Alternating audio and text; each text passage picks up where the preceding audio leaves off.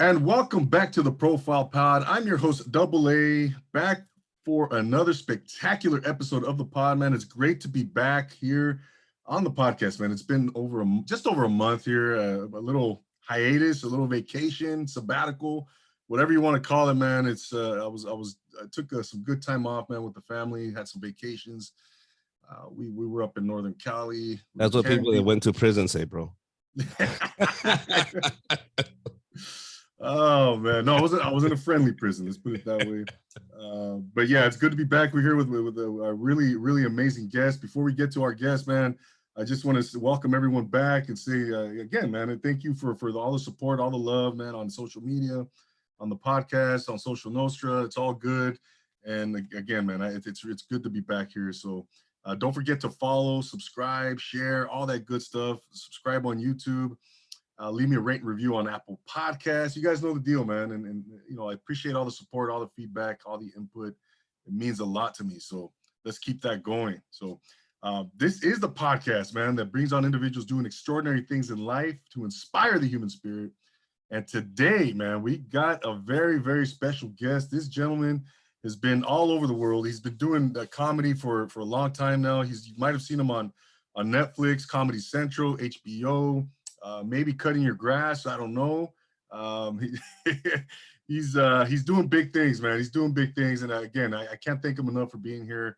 And this gentleman, again, he's going to be performing this Sunday, August 7th at the Ontario Improv en Español. So if you can catch that, go check him out there in Ontario. My old stomping grounds of the IE, the Inland Empire. He grew up in Compton, and he's here to tell all about his stories and what he's up to. Ladies and gentlemen, without further ado, please welcome very funny Richard Villa. What's up, brother? How's it going, buddy? What's going on, man? How you doing? Messing with you, bro. Great. I just because I have a lot of little toys after COVID, and I kept messing with the buttons. Now that I have a podcast, I'm like, oh, I gotta mess with it. But how's it going, man? I'm having a great time, man. I'm out here in the IE getting ready for the Spanish show on Sunday, but excited for this podcast, man. I'm glad you're doing what you're doing, man. We need to shine better light on Latinos and showcase what they're doing. So thank you for what you're doing, man. Oh no, man! I appreciate you saying that, brother. And it goes both ways, man. You know, you support somebody by coming on the podcast, and then the podcaster brings on somebody to shed light on their stories, and it's just love go both ways, man. And I've been doing this about a little over 3.5 years now, man. And let me ask you a question: mm-hmm. If we didn't do it for each other, you think anybody else would? Well, that's a good question. Exactly. I don't know, man. Exactly. Yeah. And we're still waiting, guys. So get off your ass and start helping each other. I'm serious. This is because we're bringing it up, and we kind of say things like that without really thinking about it. But I like to stop people and go, no, think about it, bro. You think if we don't do it for each other, somebody else is going to go, oh, let's do it for them. No, that doesn't happen. That's why we kept being pushed at the back of the line. You have to be aggressive. Squeaky wheels get the oil. Sorry. You know what I mean? I'm sorry to bring these points up, but people need to wake up and go, you're right. We need to help each other. Nobody else is going to do it for us. Yeah. No doubt, man. No. And I don't need to fake it. You asked me to be on this, and you're a Latino podcast. I saw what you were doing. I thought it was a great vibe.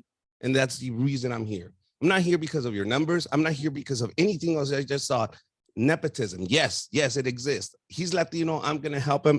So what? Because I can do it. And if you're black and I like you, I'm gonna help you too. But I will always give preference to my gente. I'm sorry. I prefer my people. I'm sorry. Hey, brother. No, man, you're exactly right, Richard. Good point, man. Absolutely, man. Yeah, we gotta help each other, man. We gotta stick together, and like you said, man, anybody I can help. But Latinos and raza, and it's a special dynamic there. And we got to keep pushing together. Absolutely, man. Because at the end of the day, we were all there, bro. Like I guarantee you, if I tell you my story, you'll relate to 90, 80% of it. I mean, regardless of what it is, you're going to go, yeah, a lot of that was me too. Yeah, absolutely. So except for the selling crack part. Oh yeah, the selling crack part, maybe it's a little different. At 10 years old, man. No, but yeah, thank you, Richard. No, you're right, bro. Thank you for saying that. And you're absolutely, let's keep pushing, man. And yes, sticking together and building the community. and making things happen like that. So yeah, man, you have a great story, bro. You grew up in Compton, man, and I think you were born in, correct me if I'm wrong, in goodness gracious, in Mexicali. Mexicali, yes. Cachanilla. Cachanilla. So what happened is my parents had us in Compton, California. My dad made some money, went to Mexico. All of this while he's illegal. We built a store out there. The economy crashes in 1988 in Mexico, where el peso se devalúa. And now my dad's, forced to come back to the US as an illegal. You know what I mean? Like, it wasn't like, oh, my kids are legal, I can. No. So my uncle took us through Halloween, dressed up, and then we crossed, and then we ended up in Compton. Now, my dad has 4 kids and a wife ready to start his life in the US. In a 1-bedroom, bro. We were all in 1 bedroom, and we're like, oh, shit. So my dad's like, what do I do, man? I don't have papers. I don't know English. I don't know anybody. His cousin says, hey, man, I got a deal for you. I got a house in Compton. You can stay with your family. This is the deal, though. You guys are gonna sell crack. And my dad's like, I don't speak English anymore. He says, don't worry, Richard does. I don't know if you can tell, but my name is Richard. I was a translator at 10 years old. I become the translator for my dad. And like any business, you use family, right? You can trust me. Like, it's not like I can run away. I'm 10. So then what were you thinking though, Richard? Were you kind of were you just kind of going with the flow at that point? No, or were you like, I don't want to do this? No. You asked like I had a fucking choice in the board meeting. What the fuck do you think this is? How did you feel about it, bro? Like, were you like, fuck, I don't want to do this? Or yeah, hell yeah, let's do it, No, my introduction to the job was like, Ricardo, Bibi. They call me Bibi. Bibi, ven para acá. Dile si va a querer un 8, mira. Este es el 8. Dile si quiere un 8. Que este 8 dile que va a salir en tanto. I'm looking at cocaine for the first time at 10 going, I didn't even know I was hired. I didn't even know that was going to be my role. And so that's how it went, bro. You don't get to choose. I don't know if you have Mexican parents, but they don't tell you, hey, would you like to participate? No, he told me, hey, wait, le voy a vender este 8 a este cabrón. Dile que cuánto le. So now I'm translating. Hey, my dad said he's going to give you an eighth, un 8 de coca. And that was it. That was my first day at the job. And then that was it. After that, my dad said, okay, open your eyes. He realized that I was like a deer in the headlights. Like, I didn't know what was going on. He says, okay, I have to explain it to them. So just told everybody, okay, tu tío Hugo, he's going to be their marketing department, basically. Porque le dijo a su primo, yo no conozco estos güeyes. Dice, tu fucking, your brother smokes crack, bro. And he's here. Just tell your brother to fucking tell everybody. And that's what my uncle did. My dad would tell us, dele una piedra a tu tío. There, give him the rock, let him smoke it. All right, now go promote. So at night, he would go and promote. We would stay up all night, bro. Remember, I'm still going to school at the time. I'm in the 6th grade, 5th grade. Unreal, man. But 3 a.m. Levántate, güey. Dile que qué quiere. So, damn. But it's wake-up call, huh? This whole thing, and my dad kept fighting it because he would tell his cousin, but I don't know how to cook this crack thing. He says, your wife's an amazing cook. It's easy. It's like making cookies, except you can't lick the spoon at the end, okay, mijo? I was like, God damn. So he had it all figured out. It was a fully functional family business. I became the store manager, basically. Face of the business. Yeah, I was a translator, and then in Compton, well, you can't just have a house and people come to your house every day for 5 minutes, like constantly. I mean, that's not a house. Everybody can tell what the fuck you're selling. So my dad, to cover it up, he put a machine shop right next to the house. The garage he converted into a shop. Then he made it into a candy store, the front of the house. And if you still go to my house in Compton, that first porch cover, all of that is steel. All of that is metal. My dad built that out of metal. Bulletproof, bro. And there's a window, and the window's still there in Compton. I took pictures of the place. And I even asked the guy that owned the place, I said, are those walls made of metal? He says, yeah, how do you know? I said, my dad built those. That was a candy store. And that's where I would fucking sell crack in Compton. And it was the kids. So now we covered it up. Now we knew we had foot traffic all day long selling crack, but we were also selling candy. And he had me as a front guy. So if cops came over, it's just some kid trying to make some money with his candy store. Right. Not knowing I was actually selling crack. Oh my gosh, bro. That is just super, I mean, unique, man. And did you ever have a situation where like, I mean, shit, someone would try to hold you up or say, hey, anything like that where You somebody know pulled out what? a Uh, weapon there, or some sort? there's been when people pulled out guns, people pull out knives, people try to snatch, get in. That's why my dad built that freaking fortress because it was the bars. And yeah, you could try whatever you want. You can pull out a gun, and my dad said, just move to the side. He can shoot all he wants. He's not going to hit you. All of that's made of metal. Let him shoot. Let him shoot till he's done. Because when he's done with his bullets, I'm coming out with my 38. You understand? Let him fucking unload. Don't worry about it. We're inside. We're good. Once he's done, I'm opening this door and I'm shooting this motherfucker in the face. That was what he said. That was the drill. You know what I mean? We're running a business here, bro. We had safety meetings. You understand? We had OSHA compliance. He said, I'm protecting my employees. I'm training you on the situation. You know what I mean? We were good. We had CPR training, everything. Oh, man. I'll tell you this, though. It was easier dealing with the crackheads than it was with the kids. Because the kids would come to this candy store and go, how much is that? 25. And what about this one? 5 cents. What about that? What the fuck do you want? Just pick something. Look, move. The crackhead behind you knows what he wants. Move. Come here. What do you want, bro? All right, got it. All right, go. Move. Yeah. I would literally separate the lines because I would hate the crackheads waiting behind kids to get candy. So I had crackhead line and I had candy line. Yeah. Yeah, the roped off and shit. Bro, I was making 20, 30 bucks a pop with the kids. I'm making just 5 cents, 6 cents profit. I understood. Get the fuck out. You're taking too much time. Richard, man. So on a serious tip though, like you must have learned a lot of business tactics and entrepreneurial lessons. And correct me if I'm wrong. I mean, just in business, man. And what can you tell us about those things that you learned as a businessman? I mean, doing that. That people are stupid. Sorry. People, especially when you're on drugs, you're stupid. And my dad proved it to me. He says, and he would tell me, see, that's the beauty of my dad. My dad never had to tell us don't do drugs. My dad showed us why you shouldn't do drugs. And that's more impactful. You understand? You don't have to show me the statistics. Don't tell me what's going to happen. Just go, look. Go ahead. Yeah. And things like, I'd be at the candy store and my dad said, watch how stupid people are. Watch this fucking thing. And he would come over. Hey, yo, what's up with the blah, blah, blah, blah. My dad's like, oh, no, bro. I just got that clean shit. I got that. And well, he wouldn't talk black. Sorry. Like it would be a paisa. And he would tell the paisa, no, carnal. Es que esa ya se me acabó. Tengo esta, pero está más fuerte y más pura, güey. Pues sale un poquito más. Es que no tengo esa. Espérate mañana o ve después. Me la van a traer la otra. Porque esta es la que está muy buena, güey. ¿En serio? Sí, güey. $30 más. Sí, güey, $30.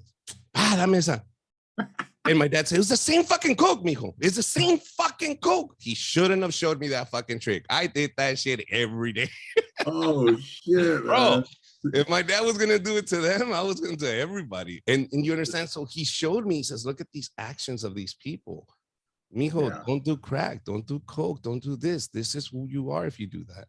Yeah, no, that's great. I was like, oh, shit. First-hand knowledge right there, man. You can't, gosh, damn, bro. It's weird because a lot of people tell me, Richard, what you went through with your dad, that was abuse and you need therapy. And I tell them, are you fucking with me? I had a dad in Compton in 1988. You know how rare that was? You know how special I felt? And that motherfucker had a job. He sold crack to their dads. You understand? That's the reason they're not there. Mine was the winner, and he gave me a job. You understand? My dad was there every day. Who else can say their dad was there? My dad was there to tell me, no, culero, siéntese aquí, va a hacer esto, así se mide. I knew the metric system at the age of 10. You understand? I knew, dude, I knew how to cook crack. I knew all this shit, dude. My dad would sit there and go, mijo, véngase para acá. ¿Qué viene el refrigerador? Un 6 de cerveza. I see a 6-pack of beer. No, fucker, behind the 6-pack of beer. A gallon of milk.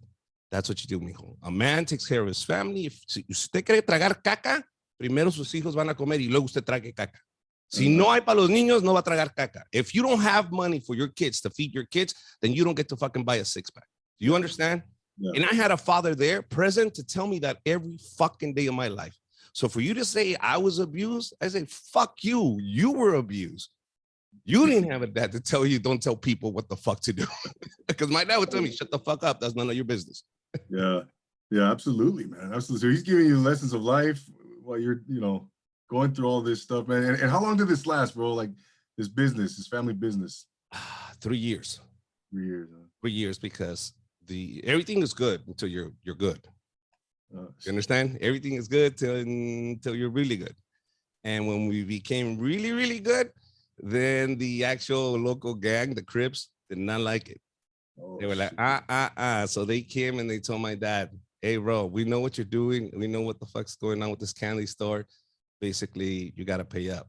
My dad said, fuck you. Fuck you, I don't pay shit. And he starts arguing with the guy. And this is a big black guy. And he starts getting, my dad is drunk. Now, we're not there. We are at my mom, where we went somewhere with my mom, but my dad's outside drinking with my uncle. And this big black guy, my dad's like, and they come to intimidate him, say, hey, you're going to have to pay taxes now. And my dad gets mad. He takes a swing at him. And then the black guy just nails him. Boom, drops him to the floor, knocks him back. Well, my dad gets up. He's 5'6", shakes himself off and runs to go get his 38. He runs into the house. Remember, this is back in like late 80s, early 90s. So, and drive-bys were really popular. Oh, shit, bro. He goes to his 38, and sure enough, before he even comes out of the house, he's already shooting that gun. He's shooting at him. They start running up the stairs from an apartment building next to us. And my dad does not stop shooting. He doesn't say, hey, there's people in those apartment buildings. No, he goes, nope, I'm going to get him. Pop, pop, pop, pop. I keep shooting up towards the apartment. And you see the bullet holes all over the apartment building. And there's family in there. Oh. And I'm like, what are you doing? What the hell are you doing? And oh my gosh. So when that happened, they were obviously not happy. Yeah. Like the very next day, we got a drive-by. And my mom freaked out. And she's like, okay, viejo, ya vámonos. Like, this is serious. They're going to kill. Like, when the drive-by happened, we all fell to the floor. And my dad's like, dude, it's 1990. Drive-bys are popular. It's not just us. It's everybody. It's a cultural thing. It's an Compton thing. And I'm like, no, motherfucker, it's a drive-by. They try to shoot us. That's only a drive-by. It's a drive-by. You know what I mean? Deal. So they're giving you hints like, hey, you're going to have to pay. My dad still wouldn't get that point. A week later, they actually stop in front of the house and just unload straight at the house.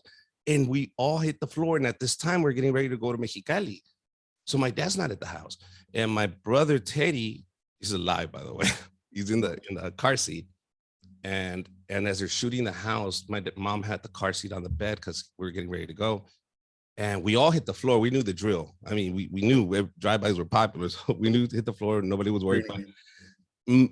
One of the bullets goes through the door or the side of the door and hits the top of my brother's car seat. And he flips over.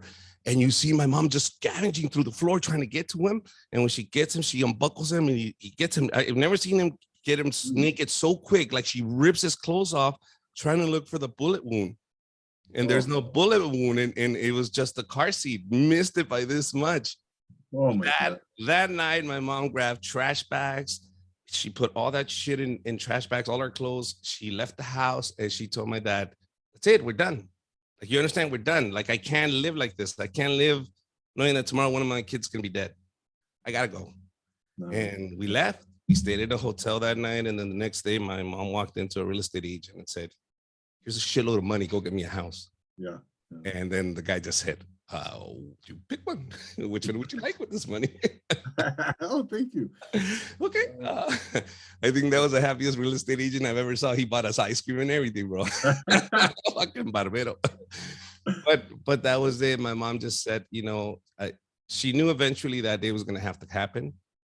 And so she just had to pull the trigger on it. Thanks to her, man, we're still alive. I'm pretty sure if we would have stuck around, my dad would have been stubborn. We wouldn't be here. Yeah, bro. Yeah, that's crazy, man.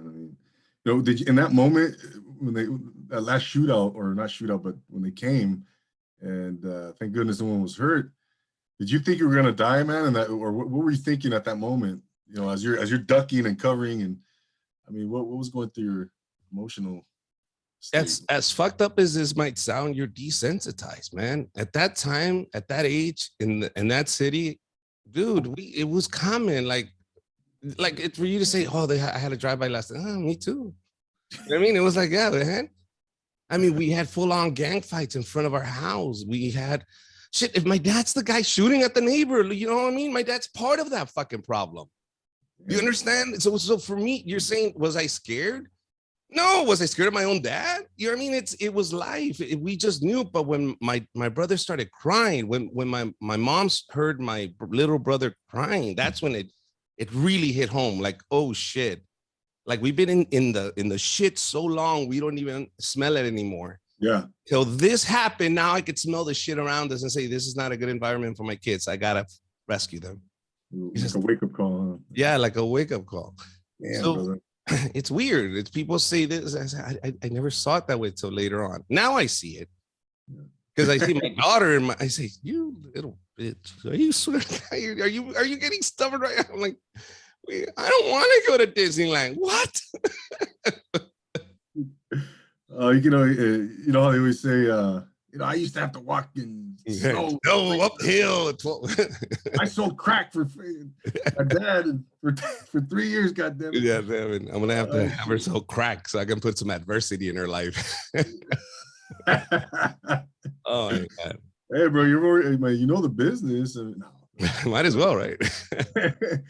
So do you guys stay in Compton after that, Richard? Or? With who? With my dad?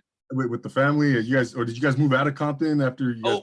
Okay. So what happened after that? My dad said, fuck it, I'm staying. Go, take the kids. I'm not leaving. 2 weeks later, he just kind of said, this is not my life. This is not what I want to do. Like, yeah, I mean, miss the family, miss the wife, all that stuff. Aunque seas macho waves. You know what I mean? You don't want to lose everything over this. So my dad just said, nah, I'm coming over. So he just came. He got a job at Hertz Rent-A-Car, and he became a maintenance guy, a mechanic. And that's it. That was it. He opened up a shop. Actually, he started that business, and with the money he had made, he opened up a shop when I was 13. But a year later, all of us were like, this is your dream. Do you understand? I don't want to be a grease monkey. I don't want to be in a shop. This is not what I want to do. None of us wanted to do that. And my dad's like, nadie quiere el taller. Nobody wants to shop. And I was like, Dad, that was your dream, bro. Like, I don't want this. Like, I want to do other things. I want to have my other business. I want to do this. I actually, when I was 16, I told him I want to do comedy. And he said, estás pendejo. Estás pendejo. ¿Cómo se paga la renta con esos pinches chistes, güey? Estás baboso. That's the encouraging words I got from my parents. But here we are, bro.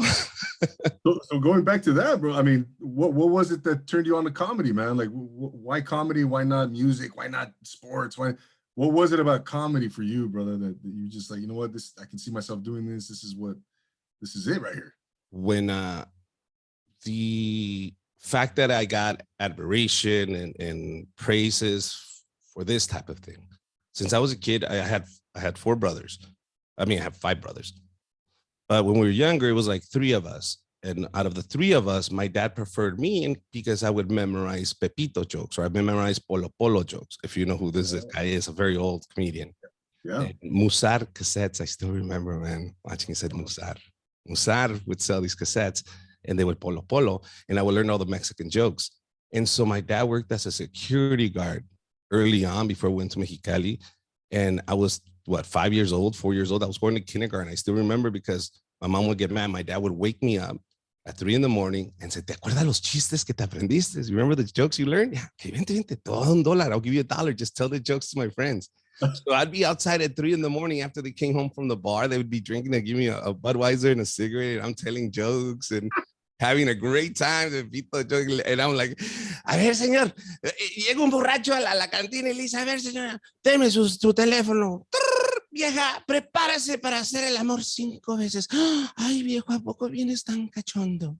No, vengo con 4 amigos. You know what I mean? Like shit like that. Like I would do Pepito jokes and they would be dying because they see this 5-year-old act like an adult and saying all these bad words. The bad part is my dad gave me a Budweiser and I would drink it and I would smoke and I would fall asleep on top of the hood of the car. And the next day I would pee myself because of course I've been drinking beer and smoking. So my mom, to wake me up at kinder, would wake and go, huele esa cerveza, cabrón. He smells like beer. Did you take him out, Lolo? And I smell like smoke. And so he's like, give him a shower yesterday. I don't have time for this shit. He's going to show up to kinder smelling like Budweisers and smoke. Like, what the fuck are you doing? So the fact that I got that niche as a kid, I always knew, wow, I love the automatic gratification of acceptance or just applause or laugh. Yeah. It's automatic, bro. It was like a drug as a kid. Sure. And I got older and I saw a guy, Willie Barcena, do it at Culture Clash. And when I saw Willie do it, I was 16 years old and I said, man, I want to do that. Willie Barcena. And when he did his set, dude, I couldn't stop laughing. And that's when I told my dad. And that's when he shut me down. Culture Clash, the old, I'm sorry, brother. The old Culture Clash, the Fox show before Matt TV, before all of those shows. Early 91, 91. Yep. I remember. Yeah. And I remember being 16 years old watching this, or like 14 or something. I couldn't stop laughing. And I was like, oh shit. That was it. And my parents didn't encourage it because they said, oh, pinche comediante, güey. Who do we know? Who do we know you're a comedian? ¿Dónde vas a ir, güey? ¿Dónde está la escuela de los comediantes? A ver, where's the school of the comedians that you're going to go to at 16? So I became an engineer. Yeah. Yeah. I graduated, went to start working as an engineer at Irvine at Pico Manufacturing. And that's where I found comedy. I had to get out of college, get a degree, get a job in Irvine, which I have no business in Irvine, by the way. If you know anything about California, Irvine is where the rich white people go hide from brown people. And that's where they go hide. But we know you're there. And you just hire us to do engineering work, and the smart ones, they'll let us in. And so I'm in Irvine, and we see a sign at the Improv in Irvine that says, if you think you're funny, come and audition. Okay. So the guys that were with me, like, yeah, let's go, bro, you're funny. And so he says, well, I'll pay a ticket if you put him up. So he gave me 3 minutes. And that was my first time on stage, my first time ever at a comedy club. Wow, that's how it went down. Performing but I had to graduate from college. I had to become an engineer. I had to get a job in Irvine because I knew nobody. That's the only exposure I got to it. So does that mean that another kid that really loves to do stand-up has to wait until he becomes a fucking engineer and gets a job in Irvine in order for him to fucking get an opportunity to do stand-up? No. Yeah, I mean, we didn't have those exposure. I think we just didn't have people that could tell us that you could do it, or look, it's possible, or anything like that. For us, it was just like, oh shit. Yeah, absolutely. But once I knew how to get it, once the college didn't give me shit, but build discipline, like the military. Do you understand? College held me accountable. And they say, and you're paying for it, motherfucker. So good luck. We don't give a fuck. You know what I mean? So what that taught me is to wake up at 8. What that taught me is to meet deadlines. What that taught me to do presentations. What that taught me also is to get out of my fucking bubble, man, because I came from a world that was this small. Yeah. When you go to college and you meet other people, you realize that you ain't shit. After a while, you start meeting Vietnamese people, Jewish people, or German people, French people. Yeah. Your world will start growing, and your friends will start growing, and your circle will start growing, and you'll realize that's who you surround yourself with.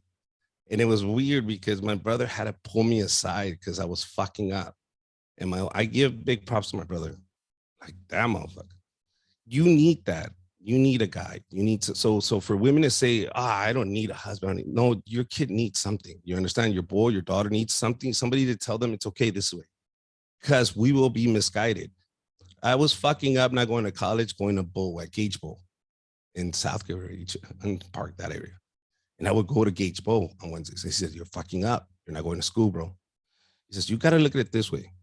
Either you can settle for fucking Gage Bowl, or you can go to college, get your ass out of here, and have another level of fucking fun when you have jet skis, bro, when you have a boat, when you have a private jet, when you have that shit, bro. This, you're limiting yourself to just Gage Bowl. They're going to be here 40 years from now, still fucking bowling. Where do you want to be, bro? And it's kind of those talks, heart to heart, when your brother, and you know there's no malice behind it. You go, yeah, God. And those are the people that pull you back in line, and you're like, okay, fuck it. Yeah. But if you don't have one, who the fuck pulls you? No, man. No. Yeah. So going back to that UC Irvine, that Irvine Improv, excuse me, that performance, man. That very first time you got your 3 minutes, were you, I mean, how were you nervous? Take us through that little experience, bro. I was drunk. What do you want me to tell you? That I was ready now. It was an improv thing. It was just we're drinking at the Yard House after a big job, and they said, "Let's go." Well, let's go. I'm 23. I don't give a shit. Let's go. But what I did meet is other comedians, and they told me, "Oh, there's going to be a show at the Riverside Municipal Auditorium with Que Locos." So I show up to that show, and when I see that show, I see Armando Cosillo, Gabriel Iglesias, Willy Barcena. I see Felipe Esparza. I see all of these guys. After the show, we meet them, and Armando Cosillo goes, "Here, that's Tortillas in Montebello. Go there. You want to try comedy? Go there." I just went to see. I didn't know waiting that Willie was going to be the host that was going to bring me up. I didn't know he was running the show. I'm sitting in the back of Tortillas, and I'm thinking, man, I don't want to get a beer because I don't want the guy that running the show might think I'm an alcoholic. And as I'm saying that, Willie walks in with 2 beers. "Hey, who's first? You?" You're going to go up first. I was like, "It's Willie Barcena." And then I went up and ate shit, bro. Tortillas, you eat shit. I ate shit. Really? Yeah. You eat shit, you get off, they hand you your ass, and you go back to the corner and try it again. But you get started that way. And that was my introduction to this. After that, I was hooked. I couldn't do anything but look up comedy shows and just going to these shows. You remember Gotham's in Montebello? Yes. Right there off of Garfield and Firestone, is it? Or is it Beverly? No, Gotham's. You're talking about Firestone, right, in Southgate. Oh, I was the one in Montebello. Oh, okay. Because I know Gotham's in Montebello too. Okay. Yeah, okay. And we're talking. By the way, for everybody, just to get some context, we're talking 25 years now. 25 years. Gotham's. 30. Yeah, Gotham's is that long. No, I'm talking about the Gotham's that I knew. I wasn't doing comedy yet. They were just doing clubs. Okay. I didn't even know about the comedy scene. I got into it in 2001. Oh, okay. My first time on stage was November 28, 2001. Oh, wow. Okay. Which is 20 years ago. Yeah. Yeah. Over 20 years ago now. Yeah. Almost. Yeah. And no, so yeah, we're going back a long time now, Richard. And so you paid your dues, man. Right. And yeah, go ahead. No, I was going to say, man, but your dream kind of, I wanted to go back to, your dad wasn't very supportive, right? About your dream, yeah. Dream about becoming a comedian. So for you, was it kind of like, okay, well, you went to college, and as you're going through college, were you kind of hoping that one day the comedian thing, were you looking to get back into it at some point, or was it just, like a forgotten thing at that point? It was a forgotten thing. I thought I would never revisit this thing. It was 16 years old, really want to do this. And every corner I turned to tell my peers, to tell everybody else, "Estás pendejo. You're stupid." So after you understand, no, I mean, this is serious. Every time I turn to somebody around me that I trusted and say, "Hey, I want to do comedy," "Estás pendejo." Yeah. After you get "Estás pendejo" like 100 times, you kind of go, maybe that's true. Maybe she's pendejo. Be careful what you tell people, man, because they're talking to you and nobody's listening. And for me, once I was 23 years old and I was strong enough to know what the fuck I wanted, I was like, no, I no estoy pendejo. I know what I want. I want to do this. To the point where a year later, I told the guy that was running the engineering department pulls me in and says, "Listen, Richard, it's been a year. Since that comedy show, you haven't done shit. You haven't done any work. All you do is go online and you use my internet to look up open mics. Okay? I believe in you. I think you're hilarious. I think you are going to make it in this business, but I got to hire somebody else that's actually going to do some work. So why don't I do this? I'll give you unemployment, give it those 6 months of attaboy and see what happens, bro." I said, "You know what? I like that deal. Fuck it, I'm out." Wow. And so what that allowed me to do is put that pure pressure on me and go, "Oh shit, now I'm just full time." So I have to create avenues of income so I can keep my head afloat just enough till I get known, or at least get a little bit of work.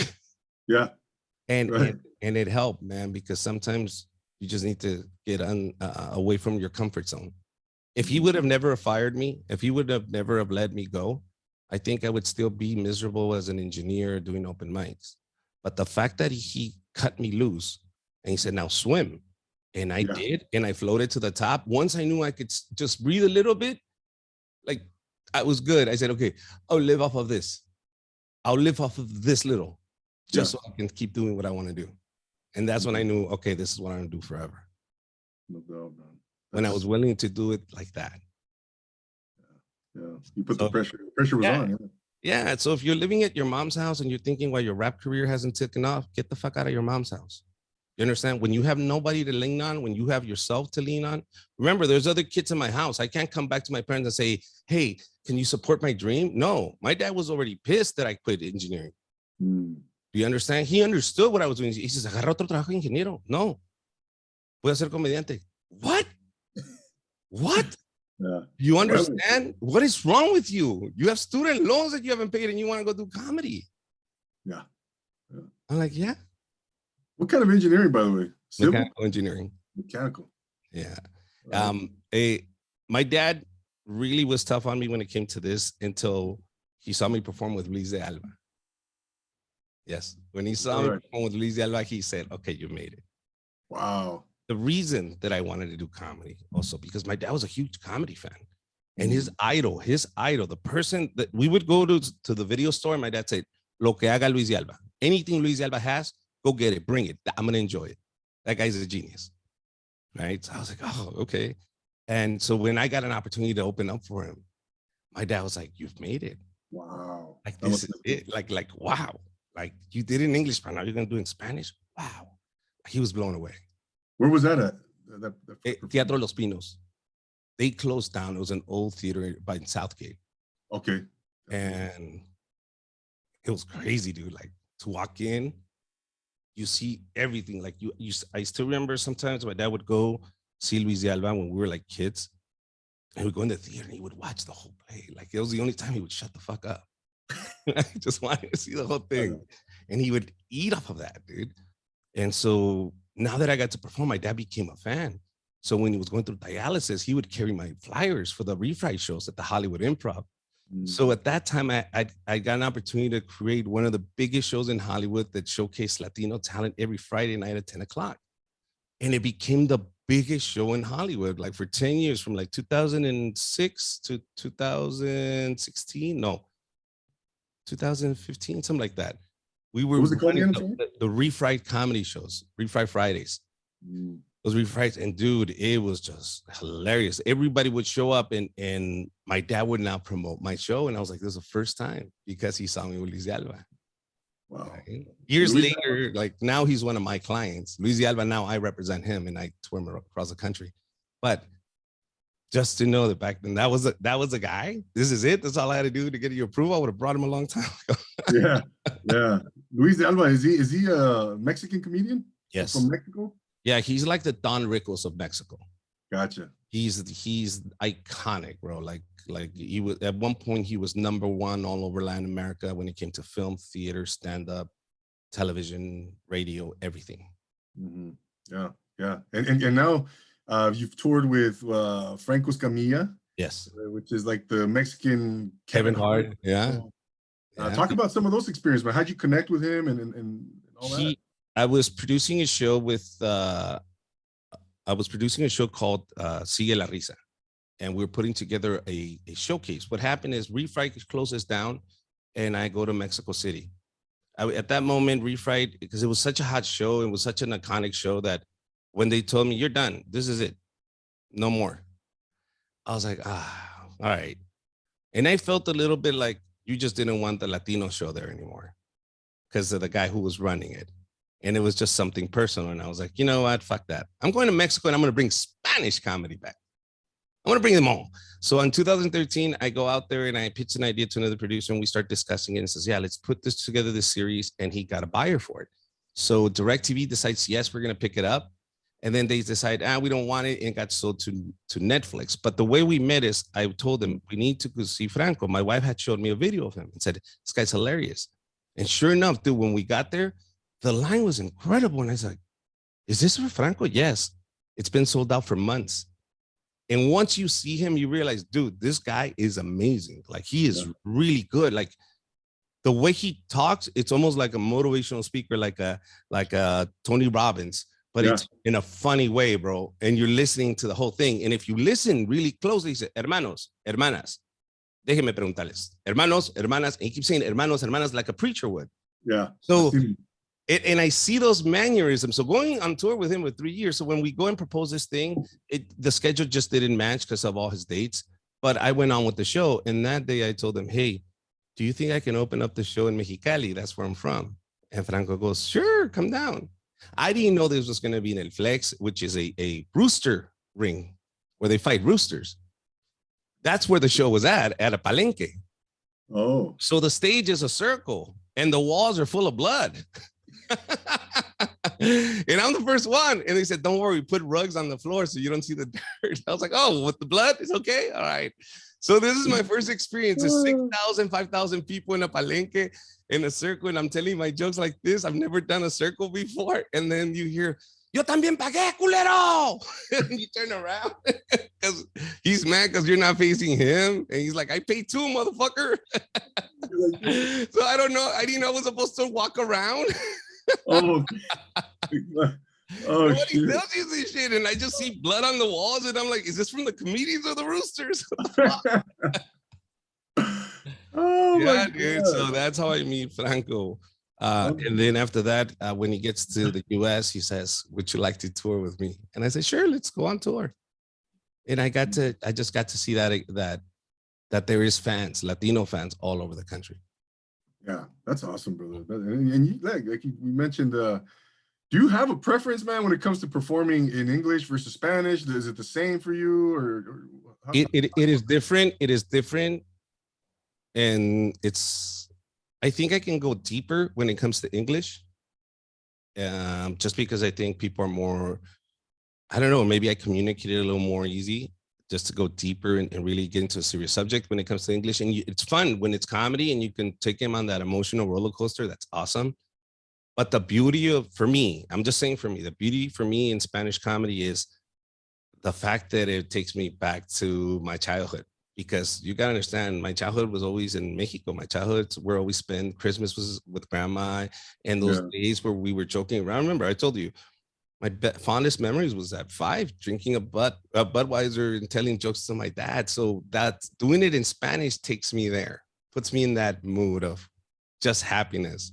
Nostalgic. Maybe. Nostalgic feeling, yes. And I feel like I can just let loose. Like my mom can get everything I'm just saying. Yeah, man. No, that's man, that's a great story, man. Great story, man. You've been through a lot of stuff, man.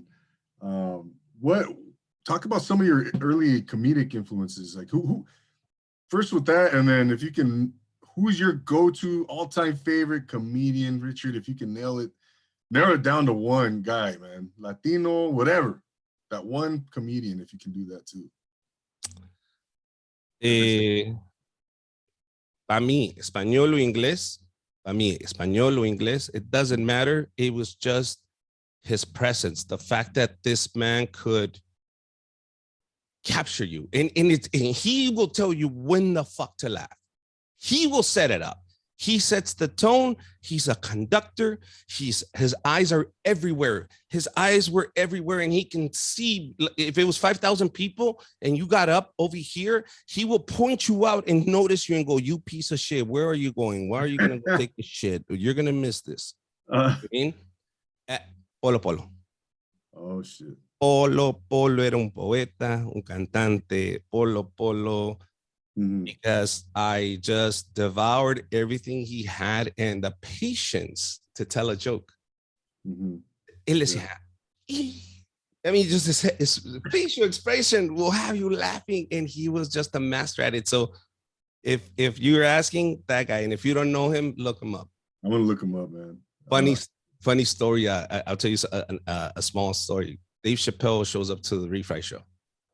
I'm hosting the show at the Hollywood Improv. Dave Chappelle shows up, and they're all Latinos. They're all Latinos from Southgate, HP, Huntington Park, La Puente, Bellflower. All of them are right Lakewood. And Dave Chappelle's up there playing the piano. He's fucking around, and he tells a black comedian, "Come over here and tell a joke." He tells a joke. He's like, "You suck. Get off." Is there anybody can tell a joke, like a real joke, something that make these motherfuckers laugh? And I was like, I just, it's my show. I ran up and I said, here's a good one. And I told a Spanish Pepito joke. And everybody starts laughing. But Chappelle doesn't know what the fuck I just said. He said, "What'd you say?" The Spanish joke, Pepito joke. And then he goes, "Oh, like pollo pollo? You mean polo polo? Yeah, that motherfucker." Oh shit! I was like, wow, Chappelle knows who Polo Polo is. Yeah. I mean, he didn't know the pronunciation, but he knew it was Pollo Pollo or something like that. Just Polo Polo. Yeah, that guy. Yeah. I was like, wow, respect, son. The goat knows. The goat knows goats. You know, if Chappelle knows who Polo Polo is, I better know who the hell Polo Polo is. If you don't know who Polo Polo is, you're gonna find out today. Polo Polo, the master, bro. Just watch him. Absolutely, man. Classic. So, who are some of your influences then, like American influences as comedians, man?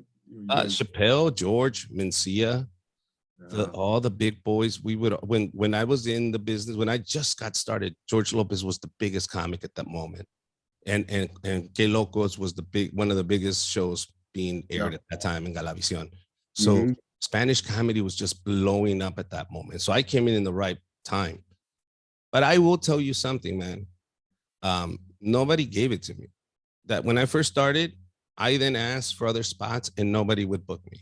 I asked other Latinos to book me and they wouldn't book me. And I realized I can sit here and wait until they realize that I want this and I'm funny and they should give me a chance, or I'm just gonna fucking do it myself. A month into my career as a comedian, I said, I can't wait. I'm gonna go make my own path. And the reason nobody's ever been able to stop me is because I've always created my own path. I said, okay, fuck you. Then I'm going to go to this bowling alley. I'm smart enough to fucking talk to the owner. I'm going to get a comedy show going here. And I open up my own show. And 3 years into my career, Jeff Garcia shows up in Southgate and sees me at a fucking Marisco place, packing it out, charging fucking $10 a pop. He's like, "You're doing this?" "Yes, here." "You're making this money here?" "Yes." He says, "Do you want to go to Hollywood and get fucked for 50% of it?" "Sure." And that's what I did. I went to Hollywood, went to the Improv, and I gave them 50% of my fucking interest. But in return, though, they gave me exposure.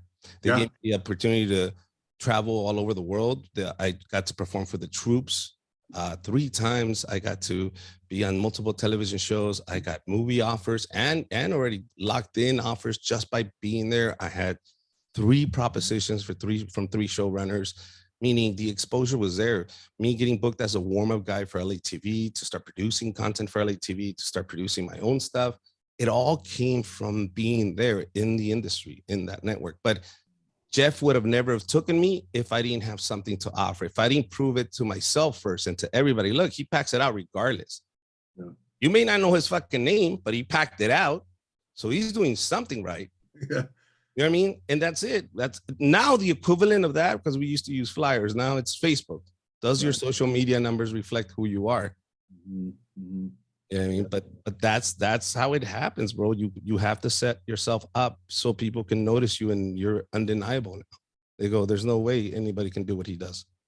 I love that, man. I love that. Yeah, you went and did your own thing, created, like you said, and you talked about it on other platforms, creating your own lane, create your own lane, man. Who's going to stop you if you're the only one that knows where you're going?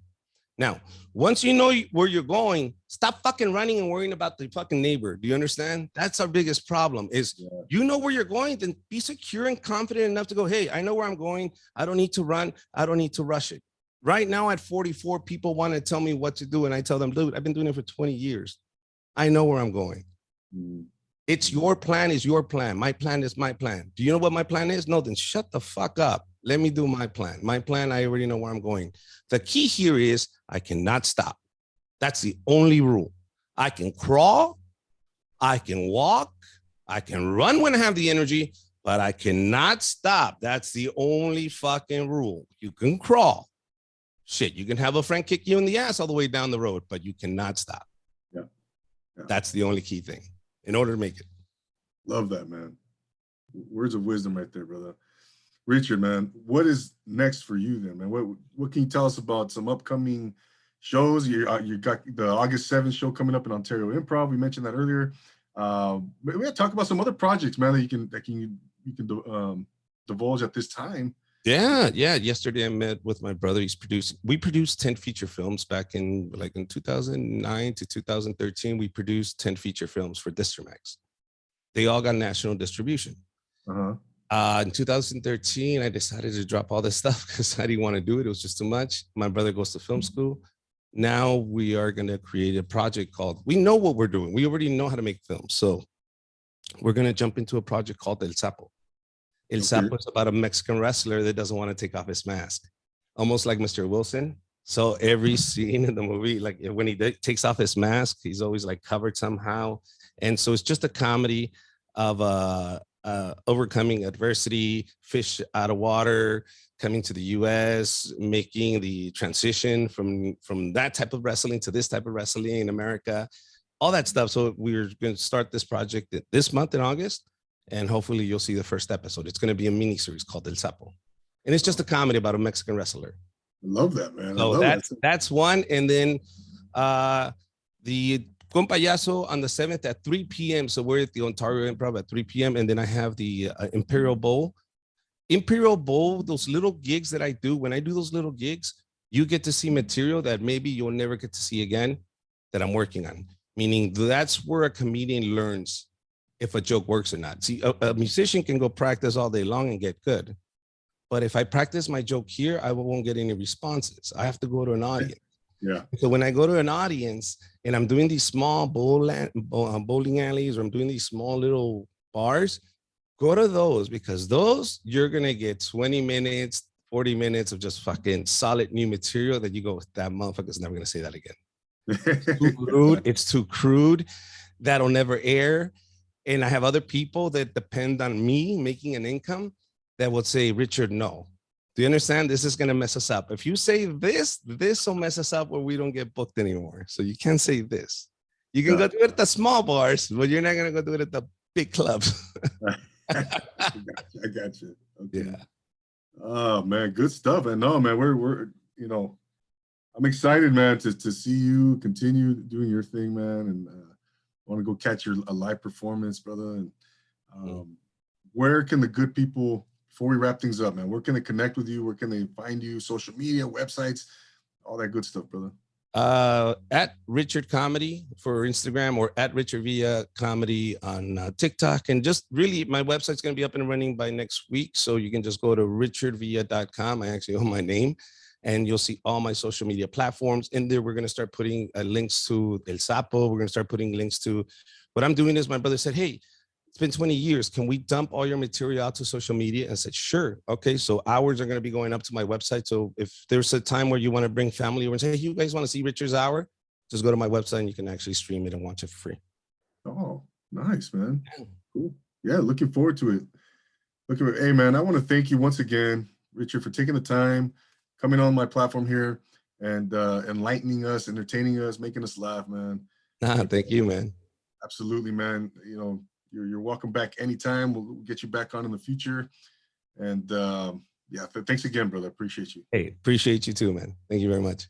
Absolutely, man. Anytime. Ladies and gentlemen, there is Richard Villa, former crack dealer, comedian. Go check him out. Go follow him. He's super funny, as you just saw, man. He's doing big things. He's conquering the world, man. He just performed, or actually he appeared on. You can also catch his appearance with Tom Segura, by the way, on his on Tom Segura's podcast. Yeah, and then my podcast. If you guys want to know more about the story and how I got caught in school with the money, all that stuff, go to my podcast. Sorry, I'm not even plugging it. The American Illegals Podcast, where we showcase illegals in this country that made a difference. There you go. I love it. I love American Illegals Podcast. That's it, man. Yeah, thank you very much, man. Absolutely, man. There it is. Richard Villa, ladies and gentlemen. Once again, go check him out. Thank you for tuning in, wherever you're tuning in from, whether it's the audio, whether it's the video. It's always a pleasure being here. The bottom line is you're here with us, and that means the world to me. So go follow, like, subscribe, Apple Podcasts, leave a review there. Go follow Richard Villa and check out Social Nostra. We're doing big things on the network. So once again, thank you, Richard. We'll see you soon, brother. And for Richard, I'm your host, Double A. And always remember to take it easy. Peace. Thanks, brother. Thank you, bro. Take it easy.